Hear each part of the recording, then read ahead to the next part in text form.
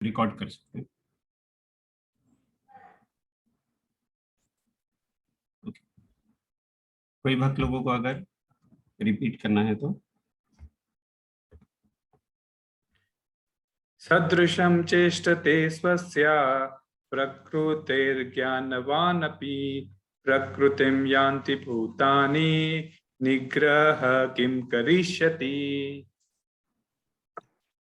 हरे कृष्णा। सदृशं चेष्टते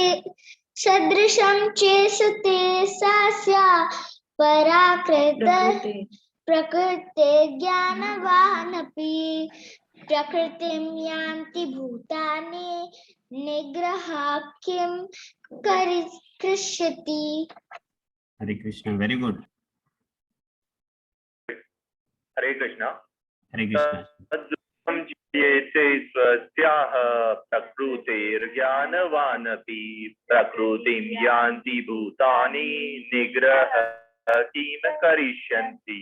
हरे Krishna. Thank you प्रभु। हरे कृष्णा। हरे कृष्णा माता जी। सदृशं चेष्टते स्वयः प्रकृतिर्ज्ञानवानपि प्रकृतिं यान्ति भूतानि निग्रह किं करिष्यति। हरे कृष्ण। हरे कृष्णा। सदृशं चेष्टते स्वस्य प्रकृतिर्ज्ञानवानपि प्रकृतिं यान्ति भूतानि निग्रहं किं करिष्यति। हरे कृष्ण। हरे कृष्ण। सदृशं चेष्टते स्वस्याः प्रकृतिर्ज्ञानवानपि प्रकृतिं यान्ति भूतानि निग्रह किं करिष्यति। हरे कृष्ण। हरे कृष्ण। तो हम हर्षा माता जी, आप ट्राई करना चाहोगे?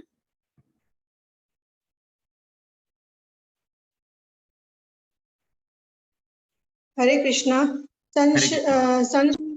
संशं चेष्टते स्वस्य प्रकृते निग्रह की करिष्यति।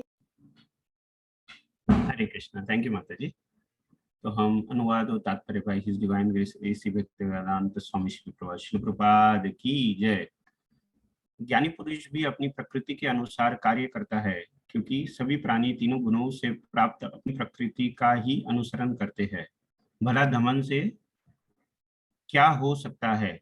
तात्पर्य प्रभु थोड़ा नीचे। हाँ, तात्पर्य कृष्ण भावनामृत के दिव्य पद पर स्थित हुए बिना प्रकृति के गुणों के प्रभाव से मुक्त नहीं हुआ जा सकता, जैसे कि स्वयं भगवान ने 7वें अध्याय के 14वें श्लोक में कहा है, अतः सांसारिक धरातल पर बड़े से बड़ा शिक्षित व्यक्ति के लिए केवल सिद्धांतिक ज्ञान से आत्मा को शरीर से पृथक करके माया के बंधन से निकाल पाना असंभव है। ऐसे अनेक तथाकथित अध्यात्मवादी है जो अपने को विज्ञान में बड़ा चढ़ा मानते हैं, किंतु भीतर ही भीतर वे पूर्णतः प्रकृति के गुणों के अधीन रहते हैं, जिन्हें जीत पाना कठिन है। ज्ञान की दृष्टि से कोई कितना भी विद्वान क्यों ना हो, किंतु भौतिक प्रकृति के दीर्घकालीन संगति के कारण वह बंधन में रहता है। कृष्ण भावनामृत उसे भौतिक बंधन से छूटने में सहायक होता है, भले ही कोई अपने नियमित कर्मों के कारण में संलग्न क्यों ना रहे। अतः पूर्णतया कृष्ण भावना भावित हुए बिना नियमित कर्मों का परित्याग नहीं करना चाहिए। किसी को भी सहसा अपने नियमित कर्म त्याग कर तथाकथित योगी या कृत्रिम अध्यात्मवादी नहीं बन जाना चाहिए। अच्छा तो यह होगा कि यथास्थित में रहकर श्रेष्ठ प्रशिक्षण के अंतर्गत कृष्ण भावना भावित प्राप्त करने का प्रयत्न किया जाए। इस प्रकार कृष्णा की माया के बंधन से मुक्त हुआ जा सकता है। हरिओम तत्सत्। ओम अज्ञानतिमिरन्धस्य ज्ञानाञ्जनशलाकया चक्षुरुन्मीलितं येन तस्मै श्रीगुरुवे नमः। श्रीचैतन्यमनोभीष्टं स्थापितं येन भूतले स्वयं रूप कदा मह्यं ददाति स्वपदान्तिकं। वन्देऽहं श्रीगुरो श्रुतपदकमलं श्रीगुरु वैष्णवांश श्रीरूपं साग्रजातं सहगना रघुनाथान्वितं तं सजीवं साद्वैतं सावधूतं परिजनसहितं कृष्णचैतन्यदेवं श्रीराधा कृष्णपदान् सहगना ललिता श्रीविशाखान्वितांश्च। हे कृष्णा करुणा सिन्धु दीनबन्धो जगत्पते गोपेश गोपिकान्त राधाकान्त नमोस्तुते। तप्त कांचन गौरांगी राधे वृंदावनेश्वरी विषभानुसुते देवी प्रणमामि हरिप्रिये। वाञ्छाकल्पतरुभ्यश्च कृपा सिन्धुभ्यैव च पतितानां पावनेभ्यो वैष्णवेभ्यो नमो नमः। जय श्री कृष्ण चैतन्य प्रभु नित्यानंद श्री अद्वैत गदाधर श्रीवासादि गौरभक्तवृंद। हरे कृष्णा कृष्णा कृष्णा हरे हरे, हरे राम राम राम हरे हरे। हरे कृष्णा। प्रेम ध्वनि करेंगे हम लोग। एक मिनट। ओम ओम विष्णुपाद परमहंस परिव्राजकाचार्य स्तोत्र श्रीमद् भक्तिवेदांत स्वामी श्रील प्रभुपाद की जय। ओम विष्णुपाद परमहंस परिव्राजकाचार्य स्तोत्र श्री भक्ति सिद्धांत सरस्वती गोस्वामी महाराज प्रभुपाद की जय। अनंत कोटि वैष्णविंद की जय। नमाचार्य श्री हरदास ठाकुर की जय। प्रेम से बोलो जय श्री कृष्ण चैतन्य प्रभु नित्यानंद श्री अद्वैत गदाधर शिवासादि गौर भक्तवृंद की जय। मथुरा वृंदावन धाम की जय। नवदीप मायापुर धाम की जय। गंगा माई जमुना माई की जय। भक्ति देवी तुलसी देवी की जय। समस्त भक्तवृंद की जय। सभी उपस्थित भक्तों की जय जयकार। सभी उपस्थित भक्तों की जय जयकार। सभी उपस्थित भक्तों की जय जयकार। गुरु और गौरांग की जय। हरे कृष्णा। तो आज हम तीसरे अध्याय का 33वां श्लोक देख रहे हैं। श्लोक क्रमांक 33 हमने प्रभु जी ने शेयर किया है। तो हम पहले देखेंगे हम यहाँ कैसे पहुंचे, ये श्लोक तक कैसे पहुंचे। तो हम देखते हैं 22वें श्लोक में और 23वें श्लोक का हम कनेक्शन देखते हैं सबसे पहले। तो इस श्लोक में भगवान क्या बता रहे हैं, अर्थात ज्ञानी पुरुष को अपनी प्रकृति के अनुसार कार्य करता है, क्योंकि सभी प्राणी तीनों गुणों से प्राप्त अपनी प्रकृति का ही अनुसरण करते हैं। भला दमन से क्या हो सकता है। तो यह जो श्लोक है कृष्ण भगवान अर्जुन से कह रहे हैं। अब यहाँ भगवान बता रहे अर्जुन को बता रहे हैं ज्ञानी जो पुरुष है वह भी अपनी प्रकृति का अनुसरण करता है, अपने प्रकृति के अनुसार कार्य करता है। अज्ञानी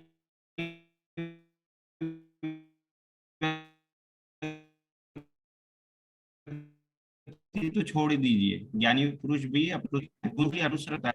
तो फिर दमन से क्या फायदा। हे अर्जुन, आप जो क्षत्रिय हो, क्षत्रिय होने के वजह से आपका क्या कार्य बनता है। आपका कार्य जो है वो युद्ध करना है, धर्म के लिए जो युद्ध है वह करना है। तो आप दमन से क्या फायदा, दमन से क्या फायदा, उसका मीनिंग क्या है कि आप क्यों फिर खुद को रोक रहे हो, क्योंकि आपकी प्रकृति आपको अलाउ नहीं करेगी। अब हम देखते हैं पिछले श्लोक में भगवान ने कहा था कि जो लोग उनके मत में दोष निकालते हैं वे भौतिक प्रकृति के बंधन में और अधिक बनते जाते हैं। हमने देखा था प्रेममय प्रभु जी ने बहुत सुंदर तरह हमें काफी सारे उदाहरण के थ्रू ये श्लोक को बहुत अच्छी तरह पूर्ण रूप में समझाया था, जिसके अंदर हमने देखा था कि जो भगवान से ईर्ष्या करता है और भगवान की बातों का पालन नहीं करता है तो उसे क्या होता है, भौतिक प्रकृति के बंधन में वो अधिक बनते जाता है। तो इस प्रकार वह मनुष्य का जीवन क्या होता है, व्यर्थ हो जाता है। अब यदि यह प्रश्न उठे कि भगवान का मत क्या है, तो हमें यह समझना चाहिए कि सबसे पहले भगवान का मत क्या है। तो भगवान ने अपना मत 30वें श्लोक में बताया है क्लियरली। तीसरे अध्याय के 30वें श्लोक में भगवान ने बहुत सुंदर तरह अपना मत जाहिर किया है, जिसके अंदर हमें क्या करना चाहिए इसका पूर्ण रूप में भगवान ने अपने कर्म कैसे होने चाहिए इसके बारे में विस्तार में बताया था। तो ये क्या भगवान ने अपना मत स्पष्ट रूप में बतलाया था कि व्यक्ति को अपने वर्ण के अनुसार कर्म करना चाहिए और समस्त कर्म श्री कृष्ण को अर्पित कर देना चाहिए तथा स्वयं अपने कर्म फलों को भोगने की आशा नहीं करनी चाहिए। यह हमने देखा 30वें श्लोक में। और 27वें श्लोक में भी भगवान ने प्रत्येक व्यक्ति को प्रकृति के गुणों के अनुसार कार्य करने के लिए कहा गया है। तो अभी फिर से भगवान उसको दूसरे रूप में इस श्लोक में प्रस्तुत कर रहे हैं। तो ये जो श्लोक है इसके अंदर हमें कई सारी शिक्षाएं मिलती है, लेकिन हम आज 3 महत्वपूर्ण शिक्षाएं जो हमें ये श्लोक से मिलेगी वो हम देखने का प्रयत्न करेंगे। तो सबसे पहले जो श्लोक है सदृशम चेष्टे सर्वस्य प्रकृतिर ज्ञानवान अपि। तो यहाँ देखिए सबसे पहला जो शब्द आता है ज्ञानी पुरुष, इसके अंदर क्या बोला है? ज्ञानवान अपि। तो जो ज्ञानी पुरुष है, तो हमें सबसे पहले समझना चाहिए जो ज्ञान, यहाँ 2-3 शब्द का प्रयोग हुआ है। सबसे पहले ज्ञानी पुरुष को भी अपनी प्रकृति के अनुसार कर्म करना पड़ता है, यह हमने देखा। तो हम इसको थोड़ा सा विस्तार में देखेंगे। यहाँ पर भगवान पहली जो पंक्ति है, पहली जो लाइन है, इसके अंदर भी शब्द का प्रयोग कर रहे हैं। क्या बोल रहे हैं? ज्ञानवाम अपि, अपि भी।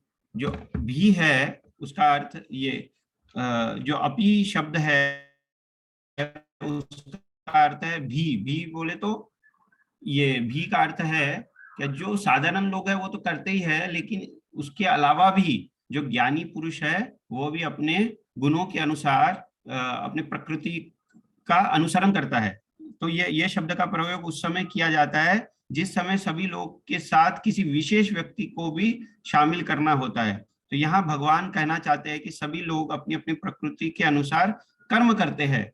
सभी की बात तो कहना ही क्या, यहाँ तक कि ज्ञानवान व्यक्ति भी अपने प्रकृति के अनुसार कर्म करता है। तो हम देखते हैं यहाँ भगवान बता रहे हैं कि ज्ञानी पुरुष भी अपने प्रकृति के अनुसार ही कर्म करता है। तो यहाँ फिर हम आगे देखते हैं। तो हमने देखा 27 श्लोक, जैसा मैंने पहले बताया कि 27वें श्लोक में भी भगवान इसके ऊपर ये चर्चा कर चुके हैं, जिसके अंदर जितने भी कर्म है वह प्रकृति के गुणों के द्वारा संपन्न होते हैं। जीवात्मा अहंकार के प्रभाव से अपने को कर्ता समझता है। इसका अर्थ यह है कि सभी लोग विवश होकर प्रकृति के गुणों के अनुसार कर्म कर रहे हैं, परंतु अज्ञान के कारण वह इस विवशता को वे विवशता ना समझकर वो स्वतंत्र समझते हैं। तो हमें को यह समझना चाहिए कि हम सभी लोग जो कार्य कर रहे हैं, हमें ऐसा लगता है कि हम स्वतंत्र है और स्वतंत्र होकर कार्य कर रहे हैं, लेकिन अगर हम ज्ञानी पुरुष है तो हमें यह पता चलेगा क्या प्रत्येक व्यक्ति जो प्रकृति के गुणों के अनुसार जो अर्जित गुण है प्रत्येक व्यक्ति को, उसके हिसाब से ही उसे शरीर भी मिला है, और वो शरीर के अंदर जो इंद्रिय है और जो प्रकृति जो मिली है वो प्रकृति के अनुसार प्रत्येक व्यक्ति कार्य कर रहा है और वो उससे बाधित है, वो स्वतंत्र नहीं है। तो 27 श्लोक में भगवान ने इसके ऊपर चर्चा की थी और वापिस से यहाँ वो रिपीट कर रहे हैं। अब हम देखते हैं ज्ञानवान शब्द का जो प्रभुपाद ने तात्पर्य में भी बोला है कि सिद्धांतिक ज्ञान वाला है। यहाँ पर भगवान ज्ञानवान शब्द का प्रयोग कर रहे हैं। ज्ञानवान शब्द 2 शब्द से मिलकर है, ज्ञान और वान। वान बोले तो क्या? जिसके पास होना, और ज्ञान बोले तो क्या? एक अर्थ है सिद्धांतिक ज्ञान, तथा वान का शब्द है जो व्यक्ति जिसके पास वो वस्तु है। तो इस प्रकार ज्ञानवान शब्द का अर्थ क्या हुआ? ऐसा व्यक्ति जिसके पास सिद्धांतिक ज्ञान हो। सिद्धांतिक ज्ञान का अर्थ है केवल वह सिद्धांतिक जाना चाहिए जो शरीर नहीं बल्कि शरीर से अलग जीवात्मा है। तो जो व्यक्ति जिसको शरीर से ऊपर उठकर आत्मा का ज्ञान हो, वो व्यक्ति को बोल सकते हैं कि उसको सिद्धांतिक ज्ञान है। तो यहाँ पता चले भगवान किसके बारे में चर्चा कर रहे हैं? जो व्यक्ति ज्ञानवान है। ज्ञानवान बोले तो क्या? जिसके पास सिद्धांतिक ज्ञान है, ऐसा वो व्यक्ति। तो यहाँ पर भगवान कह रहे हैं कि ऐसा व्यक्ति जो यह जानता है कि वह शरीर से अलग आत्मा है, और यदि चाहे तो वह शरीर के धरातल पर कार्य ना करके आत्मा के धरातल पर कार्य करे। तो यह नहीं हो सकता है, क्योंकि जिस भौतिक शरीर से अपने को अलग समझा जा रहा है वास्तव में वो भौतिक शरीर से बंधा हुआ है, ये हमको समझना चाहिए। अतः उसे विवश होकर प्रकृति के उन गुणों के अनुसार कर्म करना पड़ता है। तो हमने देखा, क्योंकि इसके अंदर भगवान 17वें अध्याय में 7वें अध्याय में भी बता रहे, 14वें श्लोक में जो चर्चा आई है, दैवी ऐसा गुणमयी मम माया दुरतया माम एव ये प्रपद्यन्ते माया मेता तरंति ते।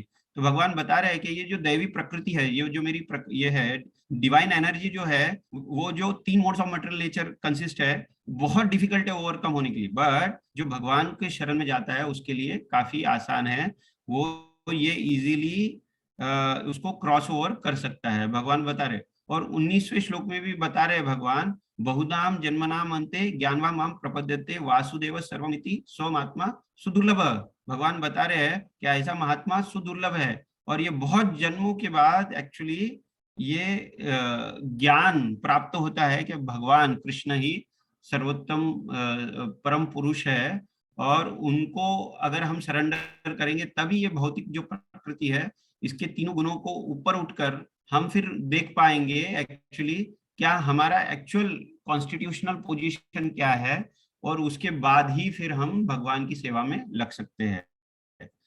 तो हम 7वें अध्याय का 14वां श्लोक में देखते हैं कि ये जो भौतिक प्रकृति है बहुत कठिन है इससे पार पाना, लेकिन भगवान कंफर्म कर रहे हैं कि जो व्यक्ति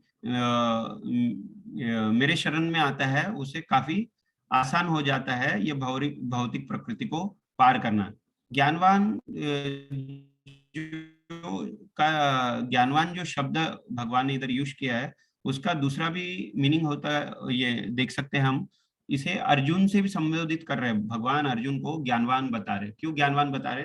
क्योंकि जो अर्जुन था वह ये सब तीनों प्रकृति के ऊपर था। यहाँ पर भगवान कह रहे हैं कि ज्ञानवान व्यक्ति की अपनी प्रकृति के अनुसार ही चेष्टा करता है। अब यहाँ पर यदि हम अर्जुन के संबंध में विचार करें तो ज्ञानवान का अर्थ है विचारवान, क्योंकि हम देखते हैं कि अर्जुन पहले अध्याय में हम देखते हैं कि अर्जुन ने 6 रीजन दिए थे एक्चुअली, जो ये युद्ध नहीं करने के अर्जुन ने हमने देखा कि पहले अध्याय में अर्जुन ने काफी सारे रीजंस दिए थे, और वो रीजंस अर्जुन क्यों दे पाया था? क्योंकि अर्जुन विचारवान है। वो विचार कर रहा था क्या मैं अगर युद्ध करूंगा तो कितने व्यक्ति मारे जाएंगे, मैं अपने सगे संबंधी से कैसे मैं युद्ध कर सकता हूँ, अगर मैं युद्ध करता हूँ और सब पुरुष मर जाएंगी तो स्त्रियां कुलक्षित हो जाएगी, फिर ये नरशंकर जो उनकी जो ये हो गए आगे की जो संतान उत्पन्न होगी नरशंकर उत्पन्न होगी, और उससे क्या होगा, सब लोग हेलिश जो it is not pies it is will be hellish, और मुझे भी उसका हेलिश ये लगेगा, पाप लगेगा। ये काफी सारे रीजंस दिए थे। क्यों ये रीजंस दिए थे? क्योंकि अर्जुन एक विचारवान व्यक्ति था। तो भगवान ने अर्जुन के लिए ज्ञानवान शब्द का प्रयोग करके यह बताने चाहते हैं कि अर्जुन ज्ञानवान अर्थात विचारवान है। यहाँ प्रश्न उठ सकता है कि अर्जुन किस प्रकार का विचार कर रहे थे। इस प्रश्न के उत्तर में हम यह कह सकते हैं कि अर्जुन विचार कर रहे थे कि यह युद्ध तो घोर कर्म है और यह युद्ध मुझे नहीं करना चाहिए। हमने जैसा देखा प्रथम अध्याय में, जैसा मैंने बताया, तो हम देखते हैं क्या 18वें अध्याय के 59 और 60 श्लोक में भगवान अर्जुन से कहते कि हे अर्जुन, यदि तुम अहंकार के आश्रित होकर ऐसा मानते हो कि युद्ध नहीं करना चाहिए तो तुम्हारा यह निश्चय मिथ्या है, क्योंकि तुम्हारी प्रकृति तुम्हें युद्ध में लगा देगी। क्योंकि अर्जुन की जो प्रकृति है, क्योंकि अर्जुन स्वाभाविक क्षत्रिय था, और ये क्षत्रिय होने के वजह से उसका स्वाभाविक धर्म है क्या उसे युद्ध के प्रति वो प्रेरित होने ही वाला था, या उसे वो बाध्य करने वाले थे कि उनकी प्रकृति क्या युद्ध करे। तो तुम मोह के कारण जिस कर्म को नहीं करना चाहते हो वो स्वाभाविक कर्म के द्वारा बंधे हुए हो, और तुम इस कर्म को विवश होकर करोगे। तो हम यहाँ देखते हैं, हमने बहुत बार देखा है कि हम विवश होकर बहुत सारे कार्य करते हैं जो हमें नहीं करने चाहिए, क्योंकि वो हमारे प्रकृति के गुणों के अनुसार हम वो बाध्य होकर वो करते हैं। लेकिन जब हम भगवान की शरण में जाते हैं तो हम क्या करते हैं कि ये प्रकृति के गुणों के ऊपर उठ सकते हैं, और तभी फिर हम देख पाएंगे, क्लियरली देख पाएंगे क्या हमारे लिए क्या श्रेयस्कर है और क्या नहीं है। तो हम यहाँ देखते हैं अर्जुन को भगवान एक्चुअली हर डायरेक्शन से समझाना चाह रहे हैं क्या तुम्हें युद्ध क्यों करना चाहिए। फिर हम देखते हैं एक बहुत अच्छी सुंदर स्टोरी आती है भागवतम में भी, क्या कर्ण ने अपने क्षत्रिय प्रकृति के अनुसार विवश होकर कर्म करना पड़ा। देखिए जो कर्ण है वह भी क्षत्रिय था, और लेकिन वह जो है ना, ये परशुराम, जो कर्ण ने परशुराम से ब्रह्मास्त्र प्राप्त करने के लिए अपना परिचय क्या दिया था, उसने ब्राह्मण का परिचय दिया था, क्योंकि परशुराम को अगर वह क्षत्रिय बताता था तो परशुराम उसे उसका वध कर देते थे। तो वह क्योंकि वह जानता था कि क्षत्रियों को अस्त्रों की विद्या नहीं प्रदान करते हैं, तो एक बार परशुराम उनकी गोद में अपना सिर रखकर सो रहे थे।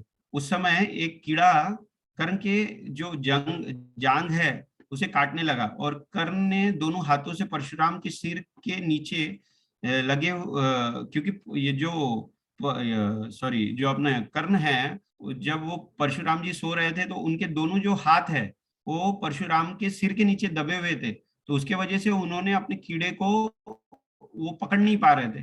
लेकिन अगर तो उन्होंने क्या किया, अपना ये कर्ण ने क्या किया, कर्ण ने दोनों हाथ भी परशुराम के सर के नीचे हुए थे, अतः उसे विचार किया यदि मैं गुरुदेव के सिर के नीचे से अपना हाथ हटा कर कीड़े को भगाऊंगा तो गुरुदेव की निद्रा भंग हो जाएगी, अतः मैं इस कष्ट को सहन करता हूँ। तो उसने यह कष्ट को सहन किया, और जब कीड़े ने उसे काटना चालू किया तो इतना रक्त बहा कि वो जो रक्त है अपने जो उनके जो गुरु है ये परशुराम जी, परशुराम के कान में भी वो जो रक्त है कर्ण का रक्त लगने लगा। और जब परशुराम जी उठे तो उन्हें यह समझ में आ गया क्या ये जो क्वालिटी है, ये जो धैर्य की जो क्वालिटी है, ये सिर्फ क्षत्रियों के पास होती है। तो तब उन्होंने समझ लिया कि जो कर्ण है वो क्षत्रिय प्रकृति का है, जो उनकी जो प्रकृति है वो क्षत्रिय है। तो हम यहाँ देख सकते हैं कि प्रत्येक व्यक्ति अपने प्रकृति के अनुसार, अपने गुणों के अनुसार ही कार्य करता है। फिर हम देखते हैं 18वें अध्याय के 43वें श्लोक में भगवान ने क्षत्रियों का स्वभाव क्या बताया है, धैर्य एक उनका क्या है, एक पहले तो क्या है, स्वाभाविक कर्म है क्या, वो धैर्य उनका एक क्वालिटी है, जिसका अर्थ है कि क्षत्रिय बड़े से बड़े संकटों को भी धैर्य से धारण करता है। कर्ण का यह क्षत्रिय स्वभाव ही था जिसकी जंघा से खून बहता रहा फिर भी वह अपने हाथों को नहीं हटाया। यह धैर्य किसी ब्राह्मण, वैश्य या शूद्र में नहीं पाया जाता। इस प्रकार परशुराम जी ने निश्चित किया कि कर्ण ने उन्हें धोखा दिया है, वह ब्राह्मण नहीं बल्कि क्षत्रिय है। तो यह यहाँ पर भगवान कह रहे हैं कि यदि कोई व्यक्ति ज्ञानवान होकर अर्थात वह निश्चय कर ले कि वह अपने प्रकृति के अनुसार कर्म नहीं करेगा, परंतु फिर भी वह अपने प्रकृति के अनुसार ही कर्म करने के लिए विवश हो जाता है या विवश होकर कार्य करना पड़ता है। ज्ञानवान जो शब्द है उसका हम तीसरा अर्थ भी देखने का प्रयास करेंगे। भगवान ने, जैसा मैंने बताया, 7वें भगवत गीता के 7वें अध्याय के 19वें श्लोक में बहुनाम जन्मनाम अन्ते ज्ञानवान नाम प्रपद्यते वासुदेव सर्वमिति स्वमात्मा सुदुर्लभ।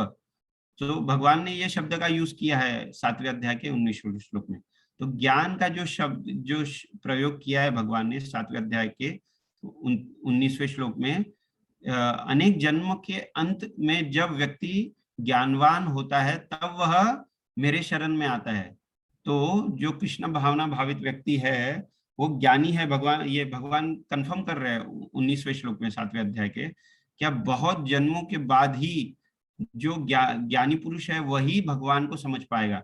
तो ऐसा महात्मा क्या है, सुदुर्लभ है। इस प्रकार ज्ञानवान का अर्थ है ऐसा व्यक्ति जो पूर्ण रूप से कृष्ण भावना, श्री कृष्ण के शरणागत हो। तो यहाँ पर भगवान कह रहे हैं कि सभी लोग तो अपनी प्रकृति के अनुसार कर्म करते हैं, परंतु यहाँ तक कि जो व्यक्ति श्री कृष्ण के प्रति पूर्ण शरणागत है वह भी अपनी प्रकृति के अनुसार कर्म करता है, परंतु उसके अंदर एक अंतर है। क्या अंतर है? सामान्य लोग अपने प्रकृति के अनुसार विवश होकर कर्म करते हैं, परंतु वे अपने को स्वतंत्र समझते हैं। पर कृष्ण भावना भावित जो व्यक्ति है वह ना तो विवश होकर कार्य करता है, ना ही वह खुद को स्वतंत्र समझता है। वह समझता है क्या ये मैं पूर्ण कृष्ण के ऊपर आश्रित होकर मेरा कर्म करूंगा, इसलिए तो वो कर्म के बंधन में नहीं बनता। तो यही उसका एक्चुअली यही मूल प्रिंसिपल क्या है, क्या जो भगवान ये श्री कृष्ण के प्रति आश्रय लेता है वह समझता है क्या I am not the controller, I am not the controller, I have to be controlled. किसके थ्रू कंट्रोल होना चाहिए? भगवान श्री कृष्ण कंट्रोलर है। मैं उनके प्रति ये अगर मैं सेवा करूंगा तो मैं ये 3 गुणों से ऊपर उठकर ये अपने जो कर्म है के बंधन से छूट पाऊंगा, और तभी मैं ये जो दैवी प्रकृति है उनके गुणों को पार कर पाऊंगा। फिर आगे हम देखते हैं कुछ उदाहरण हैं श्रीमद् भागवतम में। ब्रह्मा जी प्रियव्रत को उपदेश देते हैं। एक्चुअली 5वें स्कंद, श्रीमद् भागवतम के 5वें स्कंद के पहले चैप्टर में ये स्टोरी आती है। ब्रह्मा जी प्रियव्रत जो है, प्रियव्रत को अपना ये जो धर्म के अनुसार, अपनी जो प्रकृति के अनुसार कार्य करने के लिए समझा रहे हैं। एक्चुअली देखिए श्रीमद् भागवत के 5वें स्कंद के पहले अध्याय में वर्णन आता है, यद्यपि मनु के जो पुत्र है ना प्रियव्रत, मनु से एक्चुअली भगवान के जो पुत्र हुए मनु, और उनके कौन पुत्र हुए? प्रियव्रत। नारद जी की आज्ञा से नैष्ठिक ब्रह्मचारी का व्रत ले चुके थे। एक्चुअली उन्होंने ये जो नारद जी की आज्ञा से उन्होंने यह प्रण ले लिया था कि मैं अब शादी नहीं करूंगा, गृहस्थ जीवन नहीं बिताऊंगा, नैष्ठिक ब्रह्मचारी रहूंगा, इसका व्रत ले लिया था। उन्होंने ये निश्चय किया। लेकिन फिर ब्रह्मा जी ने उन्हें समझाया, हे प्रियव्रत, मैं जो कुछ कहूँ उसे आप ध्यान से सुनो, परमेश्वर से ईर्ष्या ना करो। हम सभी को जिसमें शिव जी, अब वो उदाहरण दे रहे हैं, यहाँ ब्रह्मा जी उदाहरण दे रहे हैं, शिव जी तुम्हारे पिता तथा देवर्षि नारद भी शामिल है, परमेश्वर की आज्ञा का पालन करना पड़ता है।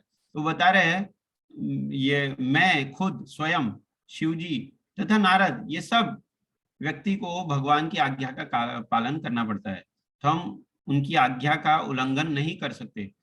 श्री भगवान की आज्ञा का कोई ना तो तपोबल, वैदिक शिक्षा, योग बल, शारीरिक बल यथा बुद्धि बल से, ना धर्म तथा या अर्थ शक्ति से, ना स्वयं ना पराई सहायता से टाल सकता है। तो बहुत अच्छा उदाहरण दे रहे हैं ब्रह्मा जी।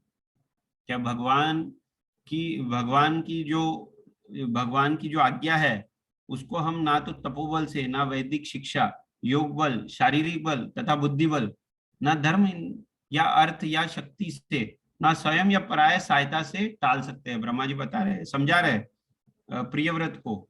ये क्यों समझा रहे हैं? क्योंकि भगवान की इच्छा थी कि प्रियव्रत ये शासन करे। एक्चुअली ये प्रोजेंसी है, ये जो मटेरियल वर्ल्ड की प्रोजेंसी है उसको बढ़ाए, प्रियव्रत और राजा बने।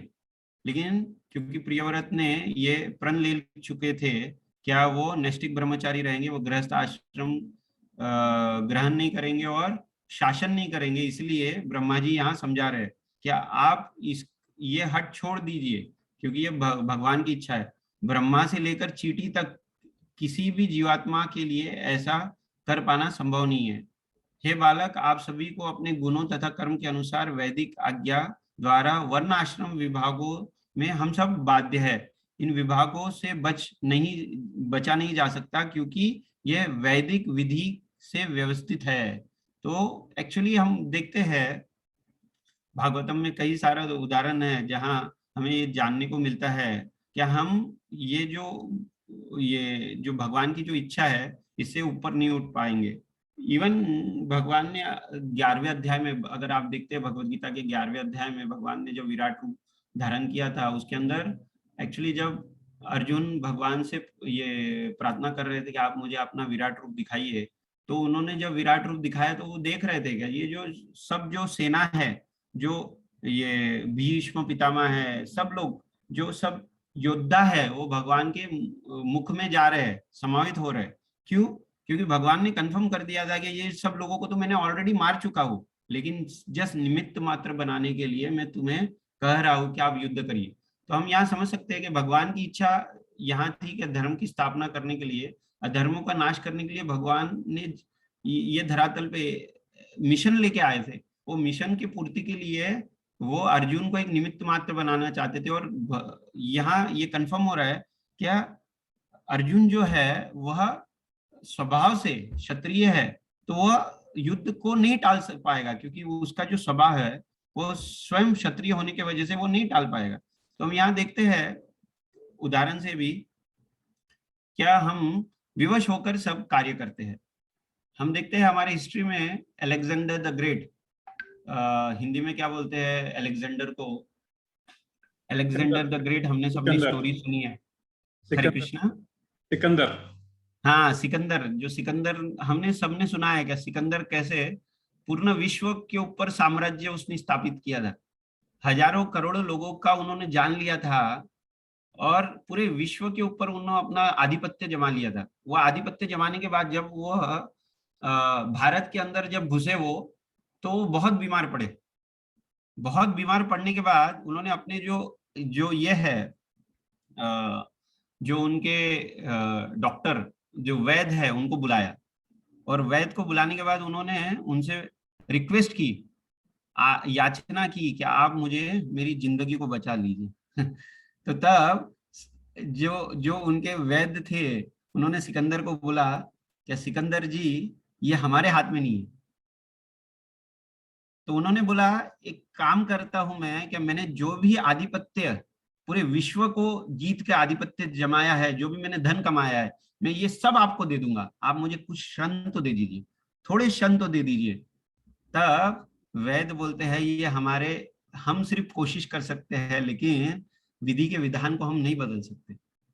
तब सिकंदर विवश होकर बोलते हैं अपने अनुयायियों को, क्या ये पूर्ण इतने करोड़ों लोगों की जान लेके मैंने आधिपत्य पूरे विश्व पर आधिपत्य जमाया, वह गमाने के बाद भी अगर मैं एक क्षण अगर और रुकना चाहूं तो मैं रुक नहीं सकता। तो ये we are so incapable and not in control, मैं ये बताना चाह रहा हूँ यहाँ। तो अपने जो सब अनुयायियों को वो बोलता है क्या आप एक काम करना, जब मेरी शव यात्रा निकलेगी तो मेरे जो दोनों हाथ है उसे बाहर निकाल के रखना, तो पूरे विश्व को देखने दो क्या मैंने जो हाथों से पूर्ण आधिपत्य जमाया था, पूर्ण विश्व की संपत्ति मैंने जो अर्जित की थी, आज वो पूर्ण विश्व की संपत्ति देने के बावजूद भी मुझे एक क्षण भी एक अधिक जीवन नहीं मिल पाएगा। तो यहाँ से हम समझ पाते हैं क्या जो भगवान श्री कृष्ण जो चाहते हैं, अगर हम उसको समझे, अगर हम उसके शरण में जाए, तो ये तब हम ये समझ पाएंगे कि हम ये तीनों गुणों से ऊपर उठकर हम देख पाएंगे कि एक्चुअली अपना मूल स्वरूप क्या है, और तभी फिर हमें एक्चुअल शांति प्राप्त होगी। श्रील प्रभुपाद बोलते थे chant Hare Krishna and be happy. तो मुझे पहले समझ में नहीं आता था कि chant Hare Krishna and be happy, ये चैंट तो समझ में आता है कि हरे कृष्णा जप करिए, लेकिन बी हैप्पी कैसे होंगे। लेकिन कंटिन्यूअसली जप करने के बाद ये हमें समझ में आता है कि जब हम जप करते हैं तो भगवान के जब आश्रय में जाते हैं, तो ये जो भौतिक प्रकृति के जो गुण हैं एक्चुअली उससे ऊपर उठकर आप देखिए उससे ऊपर उठते हम। जैसे his holiness Mahavishnu Goswami example देते हैं, बहुत सुंदर उदाहरण देते हैं, क्या जब वर्षा होती है तो वर्षा में सब लोग भीगते हैं, लेकिन जो ज्ञानी व्यक्ति रहते हैं वो क्या करते हैं, रेनकोट लेते हैं या छाता लेते हैं। वर्षा तो सब पे हो रही है, लेकिन जो बुद्धिमान व्यक्ति होते हैं वो क्या करते हैं, खुद को कैसा बचाते हैं, रेनकोट से बचाते हैं या छाते से बचाते हैं। वैसे ही जब हम भगवान के आश्रय में जाते हैं या भगवान को नाम रूप में हम भजते हैं, तो क्या होता है, इट इज लाइक ये अम्ब्रेला या रेनकोट, जिससे हम क्या करते हैं, हम इससे बच सकते हैं। तो ये आप देख सकते हैं यहाँ भगवान क्लियरली बता रहे हैं हमको। एक्चुअली ये जो श्लोक है इससे मुझे एक चीज तो समझ में आ रही है कि अवेयर एंड एक्सेप्ट, ये श्लोक हमें क्या करता है, हमें अवेयरनेस दे रहा है कि हमारा पोजीशन क्या है, और हम दूसरा क्या है, एक्सेप्ट करिए कि हम कंट्रोलर नहीं है। ये दो चीज अगर हम कर पाएंगे तब फिर हम क्या करेंगे, जो yoga for modern age Vraj Bihari Prabhu जो सॉल्ट का एक बहुत सुंदर उदाहरण देते हैं। हमारे हर खाने में सॉल्ट होता है, नमक होता है ना, लेकिन वो दिखता नहीं है। जब कुछ कुछ हम अगर, जैसा हमें पनीर की सब्जी बहुत पसंद है, तो पनीर की सब्जी जब खाते हैं तो हम सब्जी को बहुत उसके बारे में बहुत चर्चा करते गए, पनीर बहुत अच्छा था, लेकिन कोई ये नहीं बोलता कि जो सॉल्ट है वो सही मात्रा में था। लेकिन सॉल्ट के वजह से पूर्ण जो डिश है उसका एक्चुअली ये टेस्ट चेंज होता है। वैसे ही ब्रज बिहारी प्रभु जी ने बहुत सुंदर एग्जाम्पल दिया था, जिसके ऊपर हम लोग कंटिन्यूसली मेडिटेट करते हैं, कि जो सॉल्ट का जो उदाहरण था SALT। तो S से क्या होता है, S is you should have your specific area of, ये जो सुबह हम जब जप करते हैं तो आप खुद का एक स्पेसिफिक एरिया तैयार करिए कि आप कहाँ बैठ के जप करें। तो you should have the specific area, एक कंट्रोल्ड एरिया जिसके अंदर हम अपना जप बहुत अच्छी तरह से कर पाएंगे। दूसरा A से क्या है, अवेयर एंड एक्सेप्ट। हमको एक अवेयर एंड एक्सेप्टेंस आनी चाहिए कि हम कहाँ हैं, हमारी एक्चुअली स्टेट क्या है। ये श्लोक जो बता रहा है हमको, क्या हम कंट्रोलर नहीं है, भगवान कंट्रोलर है, और भगवान की आज्ञा से ही ये पूर्ण जो सृष्टि है वो चल रही है। एक्सेप्ट करिए, और फिर हमें क्या करना चाहिए, फिर हमें जप करना चाहिए। जप के अंदर L बोले तो क्या, लिसन। हमें जप जो है उसे, भगवान का जो नाम है उसे ठीक से सुनना चाहिए। और फिर क्या होगा, फिर T होगा, क्या होगा, ट्रांसीडेंस टाइम। फिर हम क्या कर पाएंगे, एक्चुअली ट्रांसीडेंस टाइम, इसके अंदर दो उदाहरण दिया था प्रभु जी ने T से। एक तो ट्रांसीडेंस टाइम, क्या आप जब जप करने बैठते हो तो घड़ी के पास देखिए मत, क्या 4 मिनट हो गए तो मेरा एक माला हो जाना चाहिए था, 5 मिनट हो गया तो एक माला होना। तो भगवान का नाम के ऊपर हमारा ध्यान केंद्रित नहीं होगा, हमारा समय के ऊपर होगा। तो हमको क्या करना पड़ेगा, ट्रांसीडेंस टाइम। क्या हमें अभी जब हम बैठते हैं तो हमें ये देखना है कि हमें भगवान का नाम ठीक से सुनना है, और जब हम भगवान का नाम ठीक से श्रवण करेंगे तब एक्चुअली ट्रांसीडेंस, हम ये वर्ल्ड से ट्रांसीडेंस हो जाएंगे। क्योंकि ये जो भौतिक जगत है इसके अंदर काफी सारी हमारे पास इंफॉर्मेशन है। आप देखिए, at one click we can go around the world and get the information about the world, लेकिन this world doesn't allow us to transform. इसलिए इंफॉर्मेशन तो है, ट्रांसफॉर्मेशन नहीं है। इसलिए ये भौतिक जो साहित्य है, जो हमें जो शास्त्र ऐसे ज्ञान चक्षु है जिसके थ्रू हम ये जो इंफॉर्मेशन है ना उसको ट्रांसफॉर्मेशन में बदल सकते हैं। इसीलिए बहुत सुंदर जो उदाहरण हिज होलीनेस महाविष्णु गोस्वामी महाराज देते हैं कि हमें हरदम समझना चाहिए क्या हम भीगने वाले हैं। ये जो बारिश है, ये 3 मोड्स ऑफ मटेरियल नेचर हम पे भी एक्ट करने वाला है। हम भक्त रहने दो नहीं रहने दो, ये हम पे भी हावी होने ही वाला है। इसीलिए हमें क्या समझना चाहिए, क्या हमें भगवान नाम का आश्रय लेना पड़ेगा। तब वो जो अम्ब्रेला है, वो जब रेनकोट है, वो हमको बचाएगा। और वो बचाने के लिए सॉल्ट का जो मैंने उदाहरण जो दिया है, जो मैं स्वयं भी हर टाइम जब करने बैठता हूँ तो मैं कोशिश करता हूँ कि मैं इसके ऊपर मेडिटेट करूँ। क्या मैं ये जो सॉल्ट का उदाहरण है, जो डिश में दिखता नहीं है लेकिन बहुत जरूरी है, वैसे ही हम जब करने बैठे तो ये बहुत जरूरी जो 4 क्रिया है करनी है, उसके वजह से हम क्या कर पाएंगे, 3 मोड्स ऑफ मटेरियल नेचर से उठ पाएंगे। फिर हम आगे देखते हैं, तो हम यहाँ भगवान बता रहे व्यक्ति के वर्तमान स्वभाव के अनुसार ही अपने वर्ण निश्चित होते हैं। तो प्रत्येक व्यक्ति का एक स्वभाव है। तो हम देखते हैं बहुत अच्छा उदाहरण श्रील प्रभुपाद, अब देखते हैं उनके जो शिष्य आए वो हर अलग अलग एरिया से आए, अलग अलग क्वालिटी थे उनके। लेकिन मैं इतना सुंदर देखता हूँ कि श्रील प्रभुपाद ने कभी भी नकारात्मक उनको कभी भी नकारात्मक रूप से कभी भी उनको नहीं बोला। जो भी उन्होंने कार्य किया उसको उन्होंने प्रभुपाद ने हरदम सराहा, क्योंकि प्रभुपाद जानते थे कि प्रत्येक व्यक्ति अपने स्वभाव के अनुसार कार्य कर रहा है और अपने स्वभाव के अनुसार ही प्रभुपाद के साथ आदान प्रदान कर रहा है। जैसा एक व्यक्ति बहुत ड्रंकर्ड था और प्रभुपाद के क्लास के हरदम पीछे बैठता था, बैक बेंचर, जैसा मैं बैक बेंचर हूँ वैसे ही बैक बेंचर था। वो आता था, सुनता था। एक दिन उसके मन में आया कि वो श्रील प्रभुपाद को कुछ ना कुछ गिफ्ट दे, क्योंकि वो ड्रंकर्ड था, उसको कुछ सूझ नहीं रहा था। तो टॉयलेट में गया और टॉयलेट में प्रभुपाद को पसीना आ रहा था, तो टॉयलेट में गया, टॉयलेट में जो टिश्यू रोल होल्डर है ना वो उसने उठा के प्रभुपाद के जो क्लास ले रहा था उसके बाजू में रख दिया।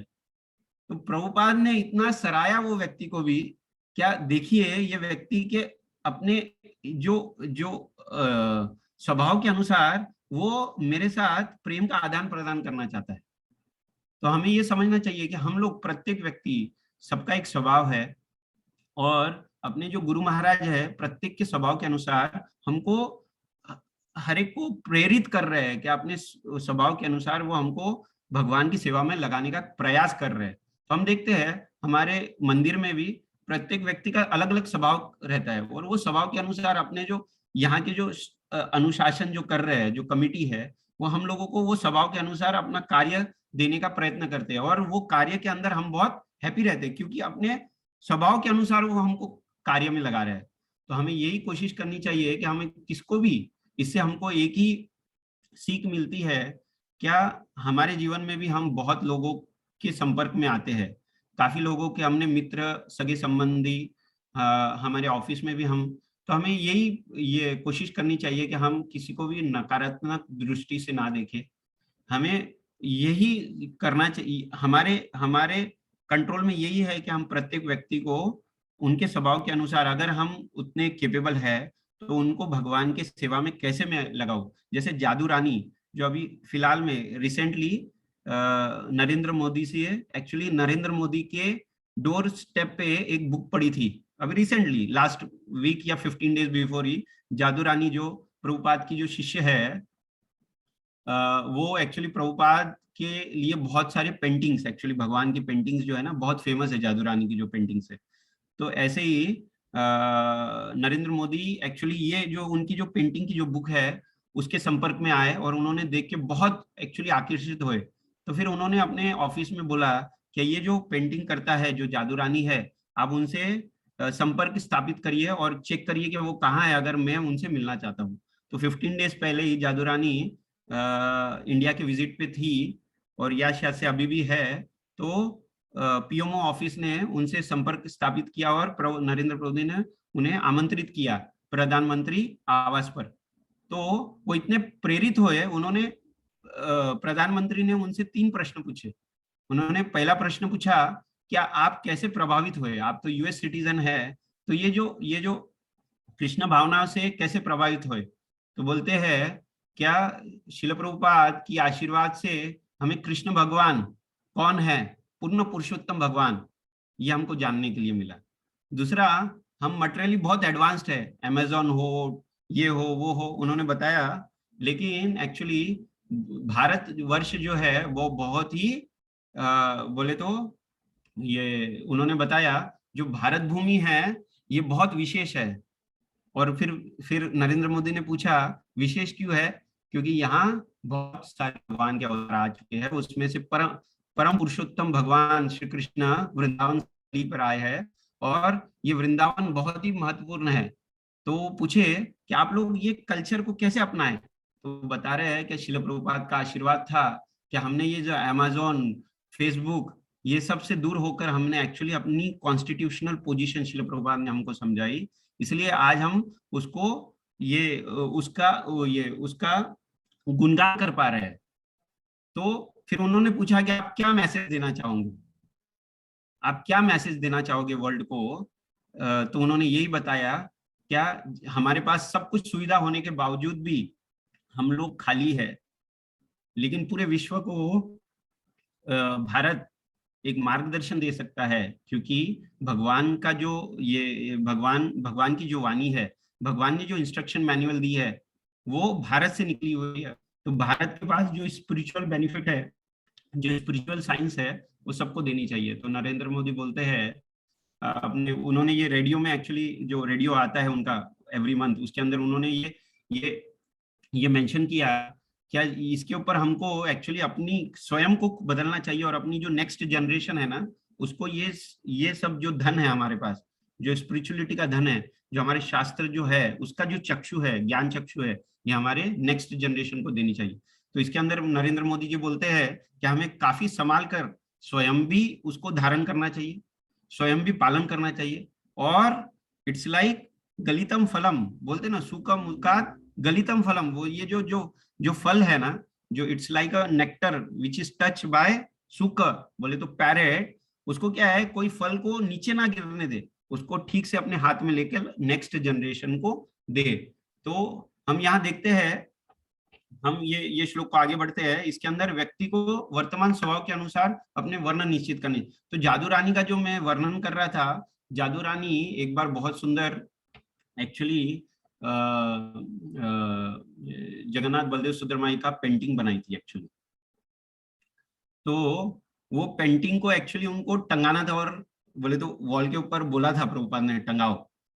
तो प्रभुपाद लेटे हुए थे, और फिर जादू रानी जो है वो पेंटिंग बना के रखी हुई थी।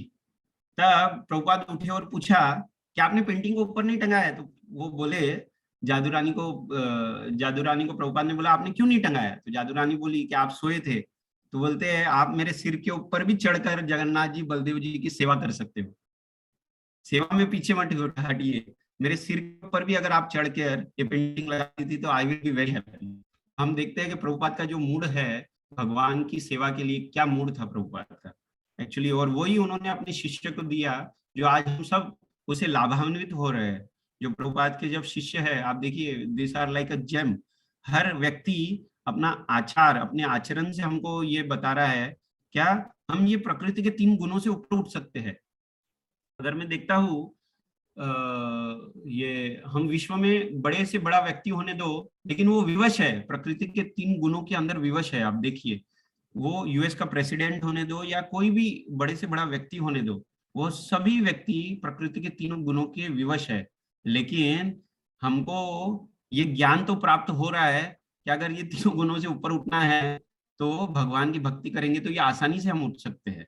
देखिए, ये मटेरियल वर्ल्ड में, ये भौतिक जगत में हम कुछ भी पाले, लेकिन हम विवश ही पाएंगे स्वयं को ये 3 गुणों के अंदर। अगर इससे ऊपर उठना है तो हमें क्या करना पड़ेगा? भगवान की भक्ति करनी पड़ेगी। फिर हम आगे देखते हैं,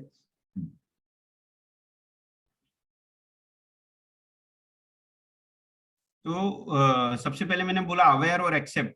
तो जो अज्ञानी व्यक्ति रहते हैं उसे एक्चुअली आप समझाने का कितना भी प्रयत्न करो कि आप ये 3 गुणों के अंदर बाधित हो, वो समझ नहीं पाएगा, क्योंकि वो उसको ये लगता है कि मैं स्वतंत्र हूँ। परंतु जो ज्ञानवान जो व्यक्ति है ना, वो यह समझ पाता है कि मैं अंधा हूँ। तभी उसे यह जब हम समझेंगे क्या हम अंधे हैं, तभी हम जिसके पास रोशनी है या जो देख सकता है उसके पास जाएंगे ना। तो वैसे ही भगवान बताते हैं, श्रीमद् भागवतम में भी ये इसकी पुष्टि करते हैं ना भगवान। तो ऐसा क्या, मेरे पास दृष्टि, आप मेरे पास आइए, मैं आपको रास्ता दिखाऊंगा। तो भगवान हमें रास्ता दिखाते हैं कैसे ये 3 गुणों से ऊपर हम उठ सकते हैं। ज्ञानवान व्यक्ति किसी भी वर्ण का हो सकता है। अब यहाँ प्रश्न उठ सकता है, क्या जो भगवान यहाँ ज्ञानवान व्यक्ति का जो परिभाषा दे रहे हैं इस श्लोक में, तो कौन से वर्ण के लिए दे रहे हैं? स्पेसिफिकली कोई वर्ण के लिए दे रहे हैं या सभी वर्ण इसके अंदर सम्मिलित है? तो हम देख सकते हैं, क्या कोई भी वर्ण का होने दो, भगवान उसको बता रहे हैं कि आप किसी भी वर्ण से आने दो, आपको हमको यह समझना चाहिए, यह समझने का कोशिश करना चाहिए क्या हम भगवान के निर्देशों का पालन करते हुए आत्मसमर्पण की यह जो विधि है, किसी भी जाति विशेष के लिए नहीं है। यह ब्राह्मण होने दो, क्षत्रिय होने दो, वैश्य होने दो या शूद्र होने दो, सभी किसी भी विधि में हम कोई भी विधि का जो व्यक्ति है, कोई भी जाति का जो व्यक्ति है वह होने दो, तो भी वह ज्ञानवान, बोले तो क्या, खुद को समझ सकता है, भगवान को फॉलो कर सकता है।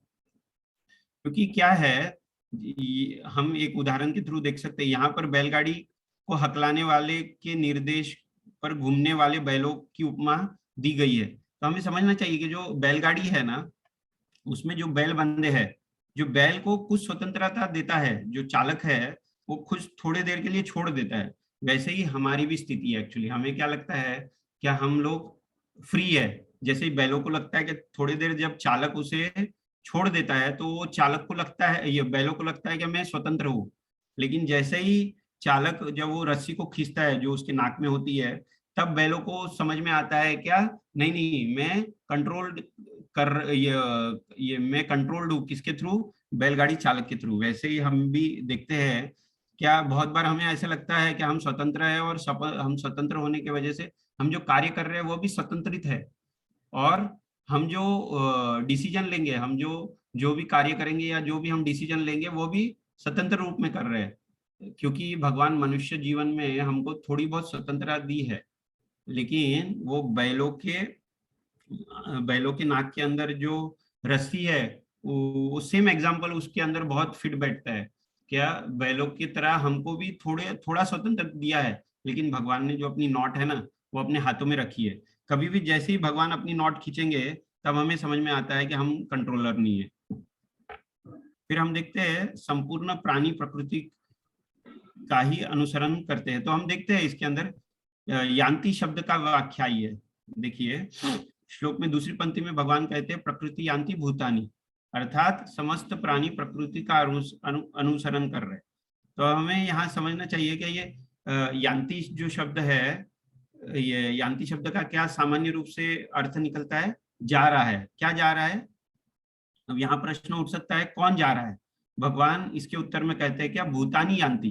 क्या? भूतानि, अर्थात संपूर्ण प्राणी चले जा रहे हैं। अब प्रश्न उठता है कि यह सब प्राणी किस प्रकार चले जा रहे हैं? तो यह यंत्र, हम देखते हैं यंत्र पैदल चले जा रहे हैं अथवा किसी यान पर अर्थात गाड़ी पर चले जा रहे हैं। तो संस्कृत शब्द यान्ति का निर्माण यान शब्द से हुआ है। यान बोले तो क्या? गाड़ी। अब देखिए यान, तो भगवान इसके उत्तर में कहते हैं कि प्रकृति यान्ति भूतानि, अर्थात समस्त प्राणी प्रकृति रूपी यान पर चढ़कर चले जा रहे हैं। तो वैसे ही वास्तव में यान्ति शब्द का अर्थ है किसी भी यान या में सवार होकर चलना। तो यहाँ पर प्रकृति ही एक ऐसा यान है जिसमें सवार होकर समस्त प्राणी चले जा रहे हैं। पहली शिक्षा में भी भगवान ने कहा था कि अपनी प्रकृति के अनुसार ज्ञानवान व्यक्ति भी चेष्टा करता है।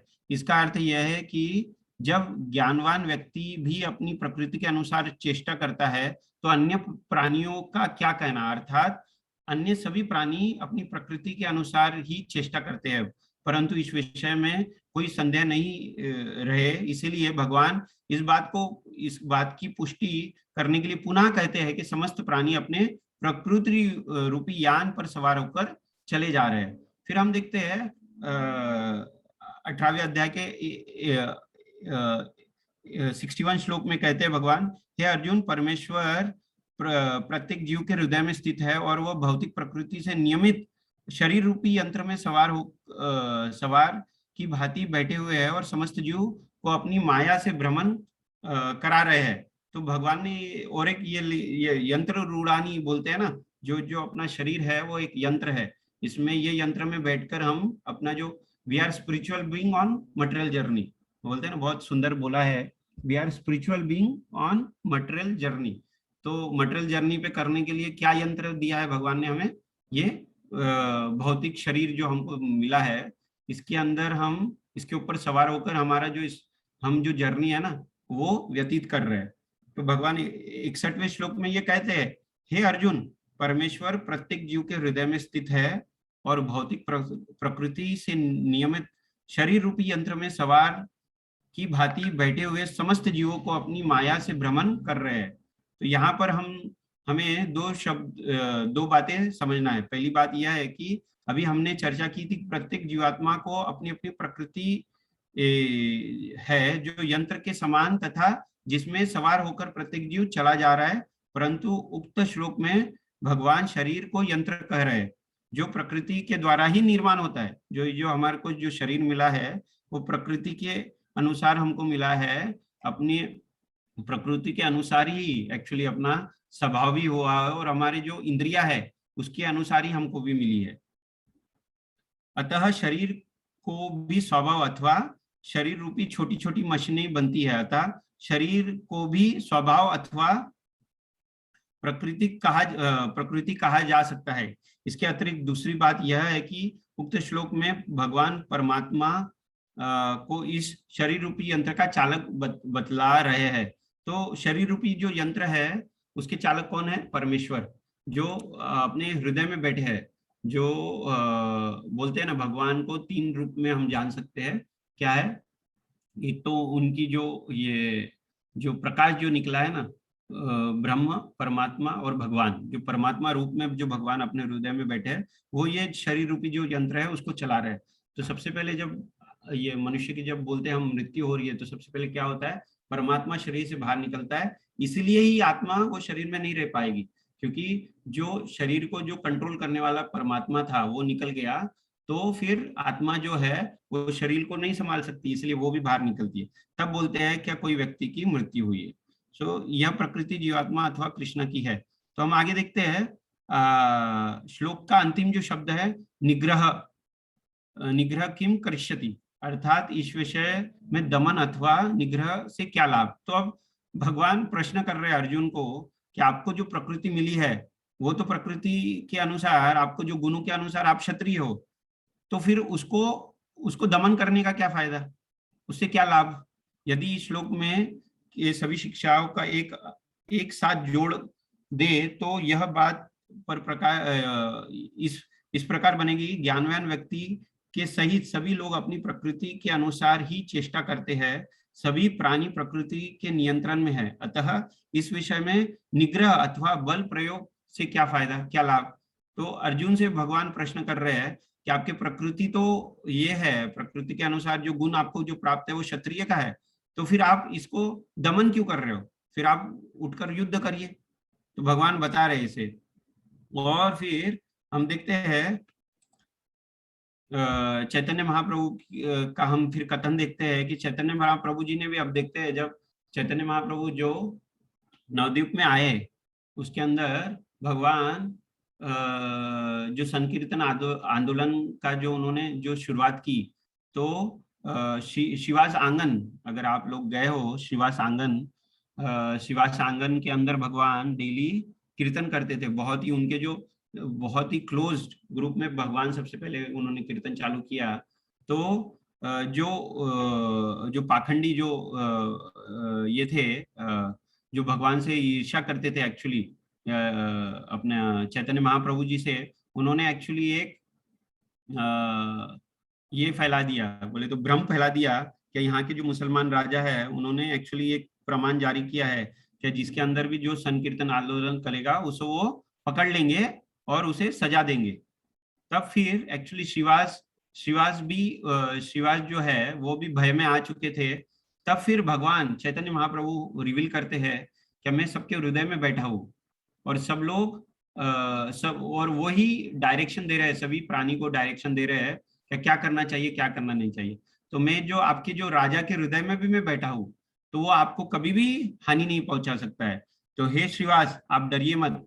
तो भगवान यहाँ बता रहे हैं कि भगवान हर जो ये व्यक्ति है उसके हृदय में बैठे हुए हैं और वही हमको हमारा शरीर को संचालन कर रहे हैं। वही एक्चुअली आप देखते हैं जो कोई भी कार्य होने के लिए जो 5 जो आवश्यक चीजें हैं, दैव जो हम देखते हैं, दैव जो है ना 18वें अध्याय के 14वें श्लोक में आपको मिलेगा। दैव जो है ना, बोले तो फाइनल ऑथोरिटी, दैव जो है ना, भगवान के प्रमाण के बिना, जो परमात्मा के प्रमाण के बिना एक्चुअली कोई भी कार्य हम नहीं कर सकते। तो वही दैव है जो हमें प्रमाणित करता है कोई भी कार्य करने के लिए, ये करता है, सैंक्शन करता है एक्चुअली। तो हम देखते हैं तो यहाँ हमने देखा शंका हो सकती है कि फिर हम क्यों बोलते हैं कि हम स्वतंत्र है। यहाँ एक शंका उत्पन्न होती है कि यदि सभी जीव के कार्य पर भगवान का अथवा प्रकृति का नियंत्रण है, तो फिर जीव की स्वतंत्रता ही क्या रही, वह अच्छे या बुरे कर्म जो करता है फिर वो क्या, उसके ऊपर क्या है। तो फिर जीव स्वतंत्र है क्या, नहीं है।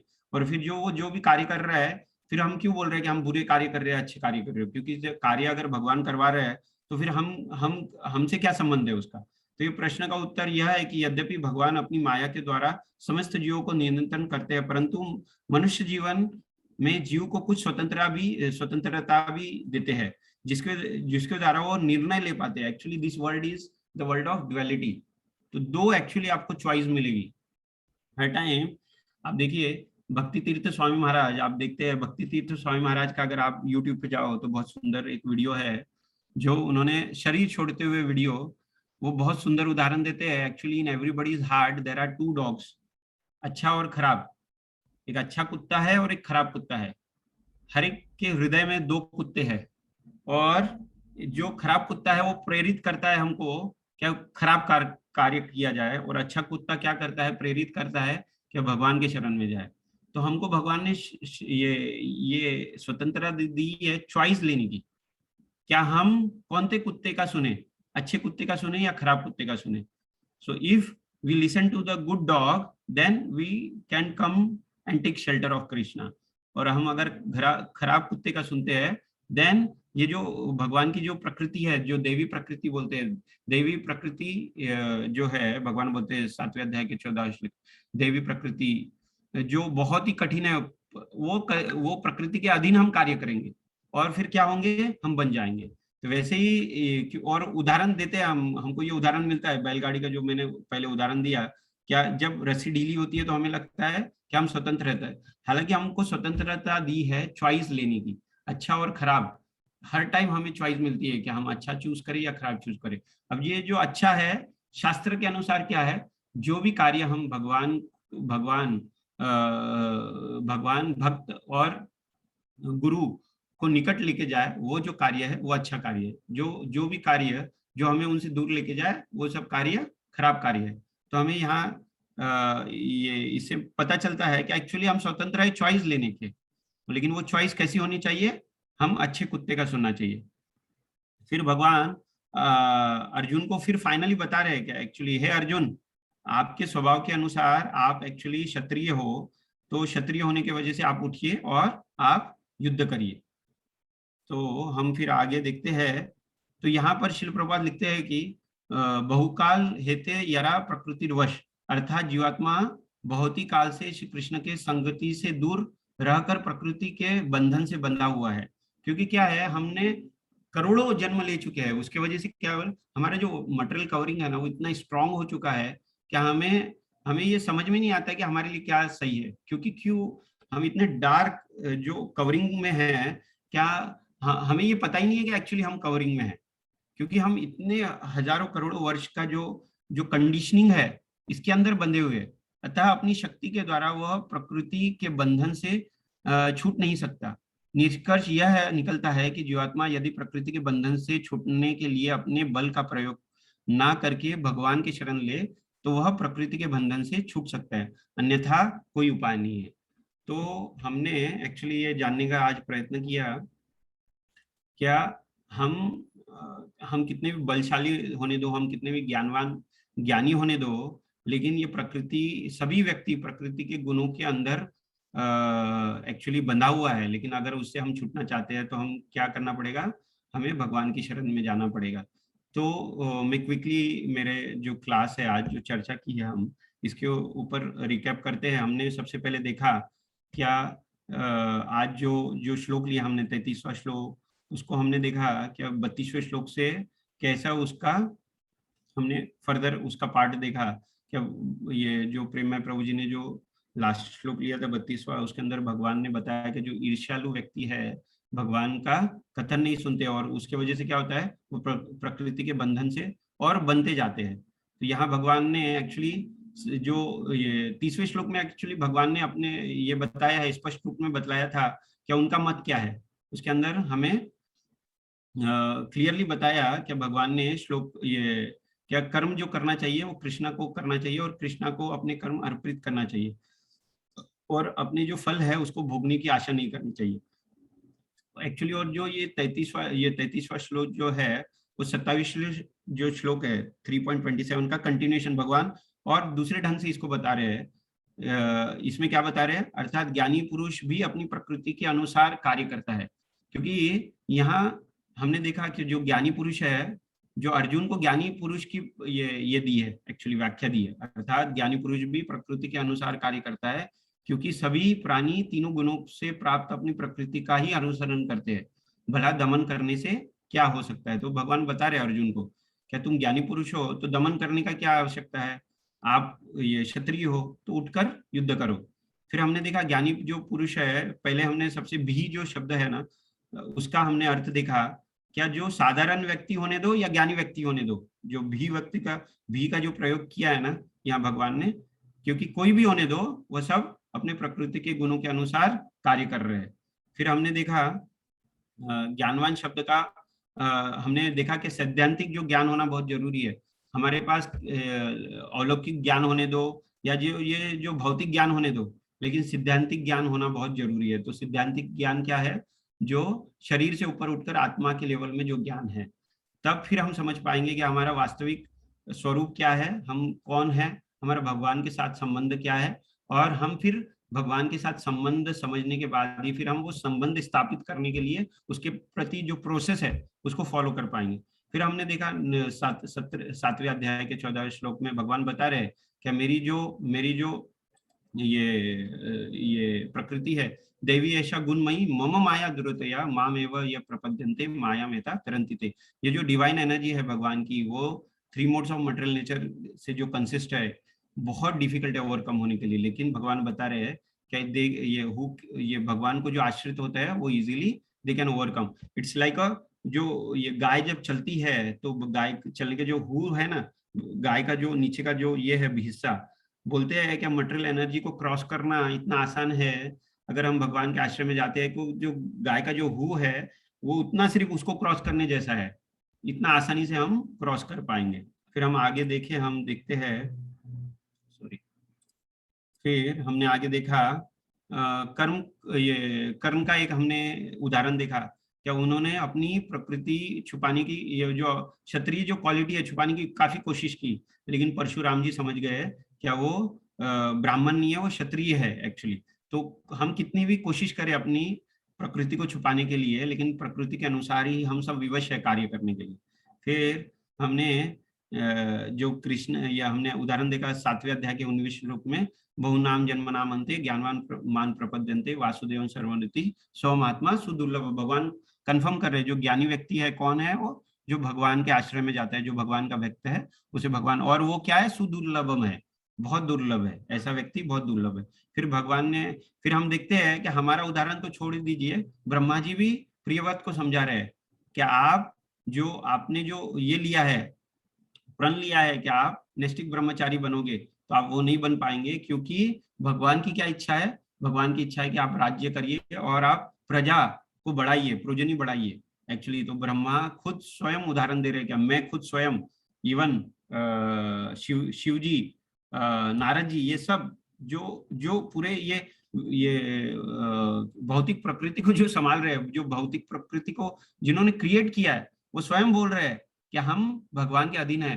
तो हम कौन होते हैं जो प्रकृति के अंदर आते हैं? तो हम यहाँ से देख सकते हैं कि हम सब विवश है एक्चुअली अपने प्रकृति के हिसाब से, लेकिन हम अगर भगवान के समस्त जाएंगे, भगवान की सेवा करेंगे, तो हम इससे छुटकारा पा सकते हैं। फिर समस्त जो भगवान के वश में है, हमने देखा ये। फिर प्रियव्रत का स्टोरी देखा हमने।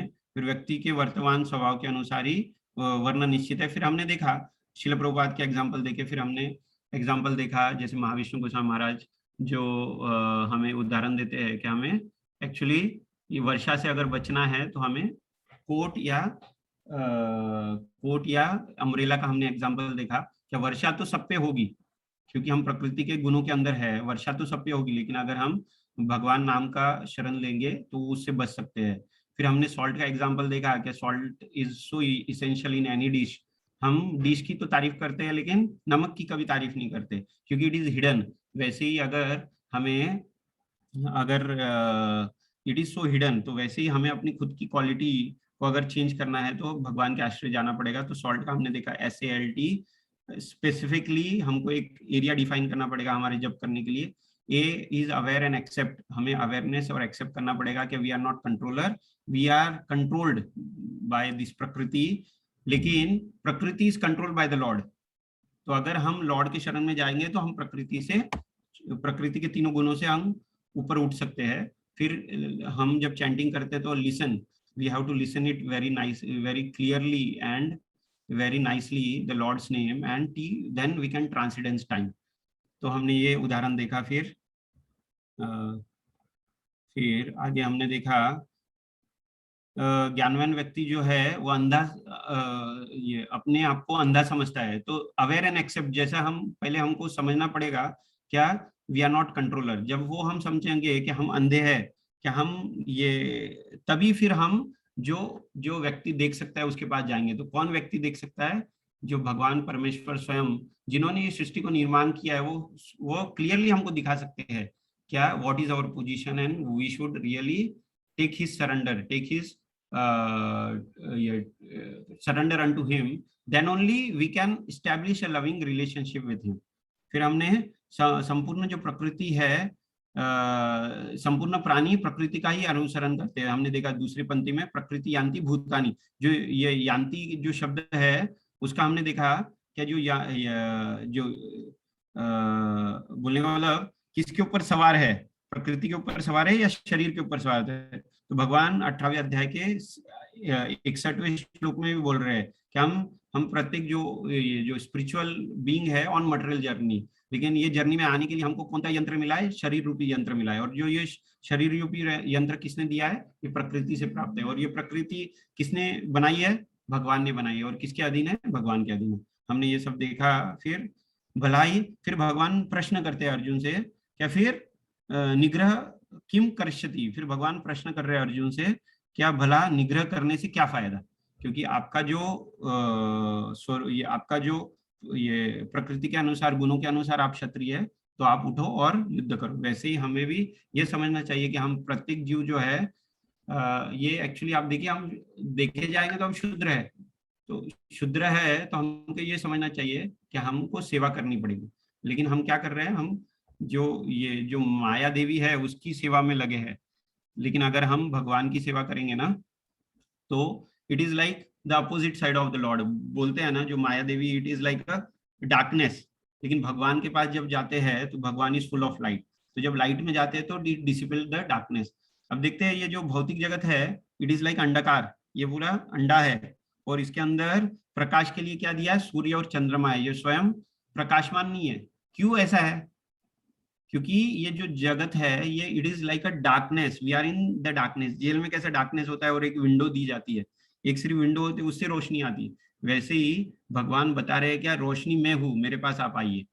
तो हमको वो रोशनी को समझना है कि भगवान जो शास्त्र के द्वारा हमको ज्ञान देने का प्रयत्न कर रहे हैं, जो ज्ञान चक्षु देने का प्रयत्न कर रहे हैं। तो आप फिर हम सब लोग एक्चुअली आकर्षित होनी चाहिए ये प्रोसेस के थ्रू और फिर भगवान की भक्ति करनी चाहिए। फिर हमने लास्ट एग्जाम्पल देखा अपना चैतन्य महाप्रभु का, जिन्होंने इवन बताया कि हम ये भगवान हर एक के हृदय में स्थापित है और वही सैंक्शन करने के बाद ही कोई कार्य हम कर पाते हैं और कोई कार्य का एक्चुअली फल मिल पाता है। तो वैसे ही शिवास पंडित जो है, जो डर रहे थे कि हम जो ये अपना जो संकीर्तन आंदोलन है फैलाएंगे तो यहाँ के जो राजा है वो हमें दंडित करेंगे। तो भगवान बताते हैं, चैतन्य महाप्रभु बताते हैं कि मैं उनके हृदय में भी स्थापित हूँ, बैठा हूँ, ये जो मुसलमान जो राजा है, तो आप डरिए मत, आपको कोई हानि नहीं होगी। और फिर हमने लास्ट देखा निष्कर्ष, हमने क्या निष्कर्ष देखा, जीवात्मा यदि प्रकृति के बंधन से छूटने के लिए अपने बल का प्रयोग ना करके श्री कृष्ण का शरण ले तो वह प्रकृति के बंधन से छूट सकता है, अर्थात अन्यथा कोई उपाय नहीं। हरे कृष्ण प्रभु। फिर से मैं धन्यवाद कहना चाहूंगा, क्या मुझे अवसर मिला आज भगवान की वाणी का ऊपर कुछ चर्चा करने के लिए। अगर ये क्लास में कोई त्रुटि है तो ये मेरे स्वयं के वजह से है, तो क्षमा करना। अगर ये क्लास में कुछ कमेंट्स या कुछ ऐड करना चाहे तो आप लोग ऐड कर सकते हैं। अगर कोई प्रश्न है तो उसका उत्तर देने का कोशिश करेंगे, या फिर यहाँ प्रेममय प्रभु है वो हमें मार्गदर्शन करेंगे। हरे कृष्ण प्रभु। हरे कृष्णा प्रभु, दंडवत प्रणाम। धन्यवाद प्रणाम प्रभु। बहुत ही सुंदर क्लास प्रभु, बहुत ही सुंदर क्लास।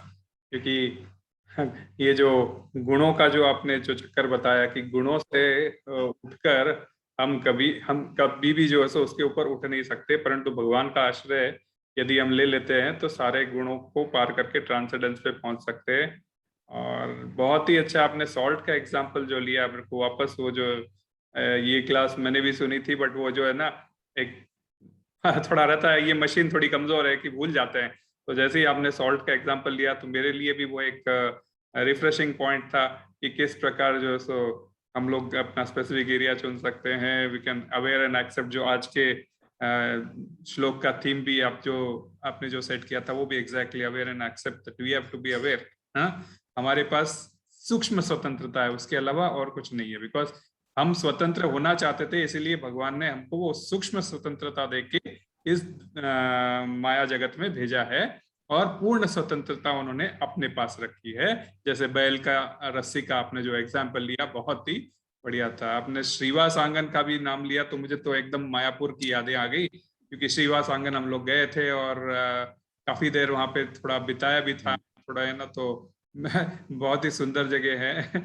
और एक आपने एंड में अपने वो डॉग्स का भी आंसर ले लिया, तो है ना, हम तो जैसे हर एक के हृदय में ये जो गलत कार्य करना, सही कार्य करने का इसकी जो प्रवृत्ति होती है, आपने जो उनको डॉग्स के माध्यम से कनेक्ट किया प्रभु, बहुत ही सुंदर, बहुत ही अच्छा लगा। किसी का कोई प्रश्न है तो हम 5-7 मिनट में ले सकते हैं। सबको ये बताना था बलवंत प्रभु, आज आप सबके क्योंकि मैं भी आज ऑफिस था आधा से ज्यादा दिन, ऑलमोस्ट मैं भी 4 बजे तक बिजी था, एंड प्रभु भी आज क्लास में थे, तो आज अपने सारे भक्त क्षेत्र से आई डोंट नो कोई लोग गए हैं नहीं है पता नहीं, बट बलवंत प्रभु वहाँ पे मंदिर में आज कार्य संभाल रहे हैं। मेरे को तो फोन आ गया कि 10 मिनट में आने वाला है प्रसादम, आप सभी पता ही होगा। तो किसी का कोई प्रश्न है तो हम ले लेते हैं, और किसी की कोई जिज्ञासा हो तो क्लैरिफाई करने की कोशिश करते हैं। यदि हम ना कर पाए तो हम डेफिनेटली अगले हफ्ते जरूर करेंगे। हरे कृष्णा। मुझे नहीं लगता किसी का कोई प्रश्न है। हरे कृष्णा प्रभु जी। हाँ माता जी। प्रभु जी 2 प्रश्न थे, पर पहले मैं लास्ट वाला सेकंड वाला। जैसे प्रभु जी ने अभी अभी ऐसा बोला ना कि परमात्मा हमारे हृदय में होते हैं और फिर वो हमको स्वीकृति प्रदान करते हैं कि ये काम करना है, सारे काम करने के लिए। प्रभु जी फिर मतलब हमारे तो सारे काम भगवान के सैंक्शन ही हुए हैं ना, फिर हम ये जो एक्सटर्नल अपने काम भगवान को समर्पित क्यों करते हैं? जो हम बोलते हैं ना सारे काम भगवान को समर्पित करें, और हम ऐसा बोल रहे हैं कि परमात्मा रूप में जब वो ही हमें सारे काम का सैंक्शन करते हैं, हृदय में से वो ही हमको ज्ञान देते हैं कि ये काम करना है, ये काम करना है, तो मतलब हमारे सारे काम तो प्री समर्पित ही हो गए ना इस हिसाब से। तो हरे कृष्ण। प्रश्न बहुत सुंदर है माता जी। एक्चुअली इसका मैं एक एग्जांपल देके कोशिश करता हूँ। मेरे को हिज होलीनेस राधानाथ स्वामी महाराज का एग्जांपल हर टाइम जब भी ये चर्चा निकलती है तो मुझे याद आता है। क्या हिज होलीनेस राधानाथ स्वामी महाराज जब छोटे थे, बालक थे, तो उनकी जो माँ है उनको बेसिकली लैंडस्केपिंग बोले तो पेड़ पौधे लगाने का बहुत शौक था। उनके पास बहुत सुंदर गार्डन था और उनको बहुत अच्छा लगता था कि वो एक गार्डन को मेंटेन करे, और शी वाज बोले तो उनकी वो हॉबी थी और उनको बहुत लाइक करते थे। ये बालक थे, महाराज बालक थे, तो उनको पता था क्या ये जो मेंटेन कर रहे हैं ये सब मेरी माँ मेंटेन कर रही है, इसकी ओनर भी माँ है, ठीक है ना, मेरी माँ है, मेरा उसमें कोई ये नहीं है।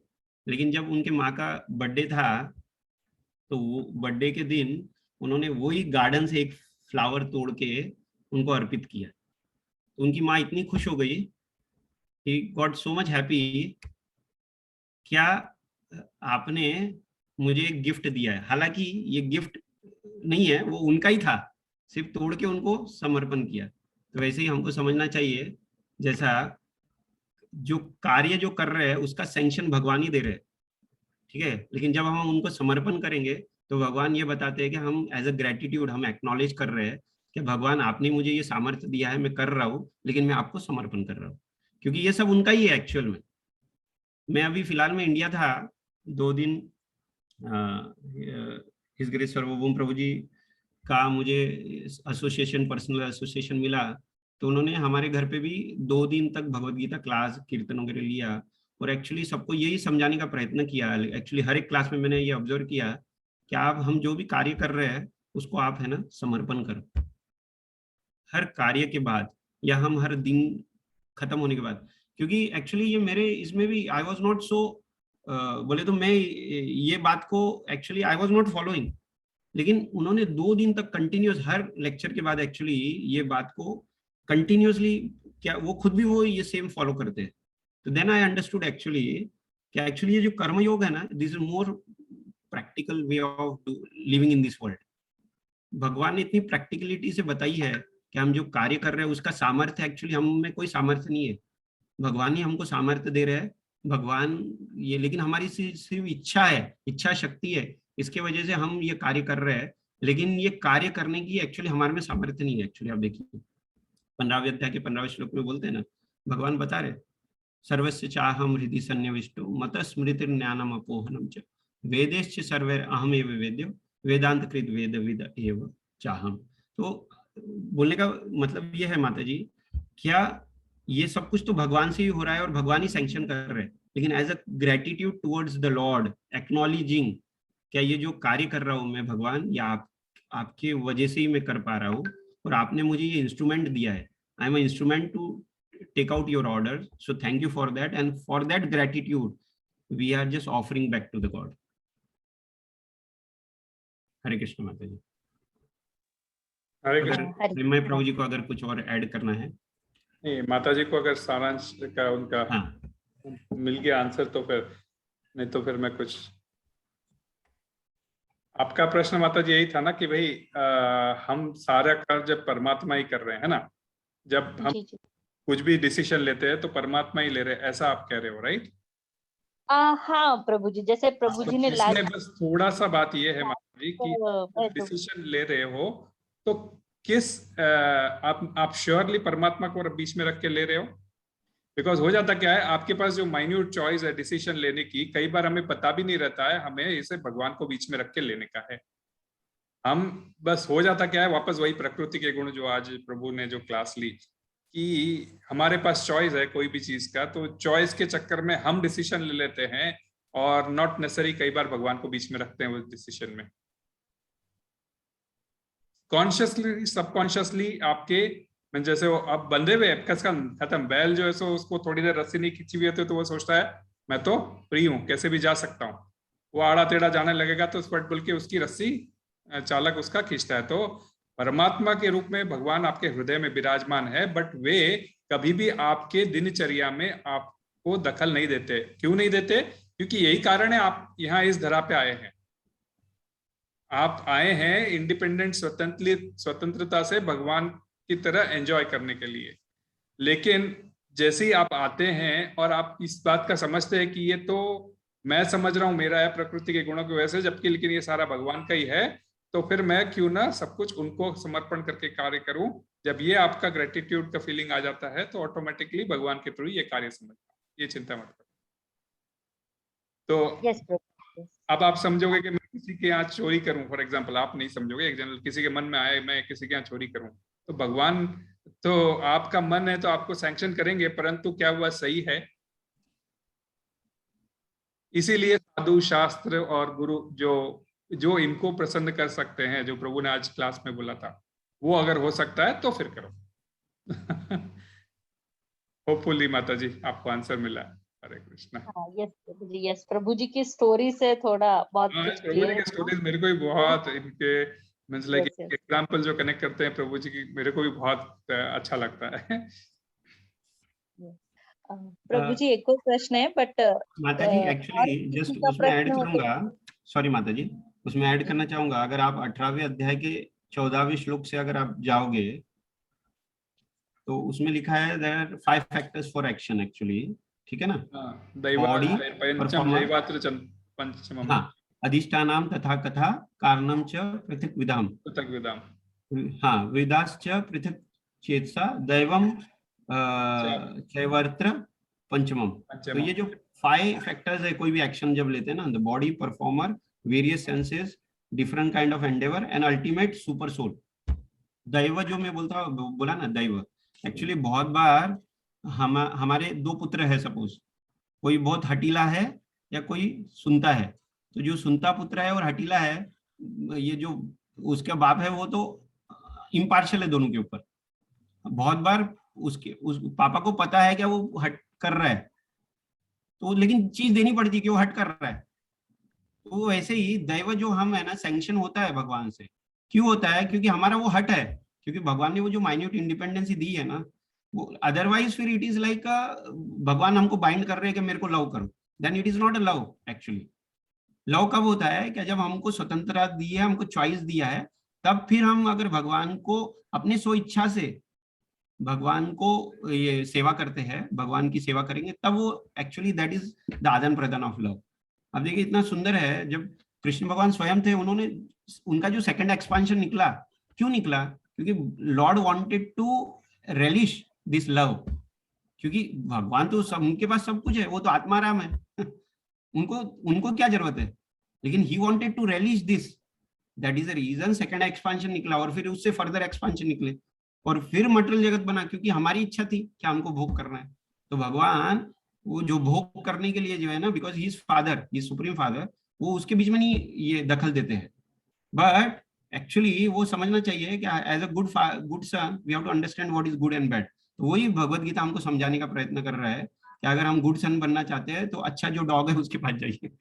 आई होप माता जी बोले, मतलब मेरे आंसर से आपको कुछ, और प्रभु जी ने भी जो ऐड किया है उसके थ्रू आपको इसके ऊपर समाधान मिला है, नहीं मिला है तो फिर हम और कोशिश करेंगे माता जी इसको फर्दर लेने की। यस प्रभु जी, नहीं प्रभु जी क्लियर हुआ, और एक्चुअली वो भूल जाते हैं, लेकिन आप लोग बार बार फिर वो बता के समझा देते हैं। ये हम खुद प्रश्न को भी बहुत समझा रहे हैं बार माता जी, ये लेक्चर से हम ये जो क्लास होती है ये हम खुद को भी समझा रहे हैं एक्चुअली, ऐसा नहीं कि हम ये फॉलो कर रहे हैं, हम हम लोग प्रयत्न कर रहे हैं कि खुद को भी समझाएं बार और बार हम सुन सब के साथ याद में। आ जाता है जी। हाँ, हाँ फिर प्रभु जी, दूसरा एक्चुअली प्रश्न। काफी लेट हो रहा है शायद, तो मैं हाँ नेक्स्ट वीक में वो जो प्रश्न है यदि वो चलेगा पूछ तो चलेगा। चलेगा ठीक है, चलेगा। आप ऑफलाइन भी ले सकते हैं, बिकॉज ऑलरेडी हाँ सवाल आ रही है, मंदिर की लिस्ट में कोई ज्वाइन किया है, and we love to join. Hare Krishna. चलेगा। हरे कृष्णा, धन्यवाद प्रभु अगेन। धन्यवाद प्रणाम प्रभु, बहुत ही सुंदर क्लास। अमृता माता जी भी कुछ पूछ रही थी, होना है तो आप ग्रुप में पूछ सकती है माता जी। हरे कृष्णा। हरे कृष्णा प्रभु जी, मेरा सवाल था बट बाद में पूछता हूँ। हरे कृष्णा। आप ग्रुप में पूछिए प्रभु, कोई बात नहीं। हरे कृष्णा। ग्रुप भी इसीलिए अपने। हरे बोल। Okay okay. तो I stop recording Prabhu, because कुछ प्रभु का क्लास है अपने ग्रुप में से आज, मींस तीन यूथ मिलके क्लास ले रहे हैं। कुछ प्रभु जी भी उसमें से ले रहे हैं, तो डेफिनेटली ज्वाइन कीजिए, क्योंकि अपने definitely one of the youth है वो भी। हरे कृष्ण। जय हो। हरि बोल। Thank you Prabhu, thanks lot. Thank Hare you. Krishna. Hare Krishna.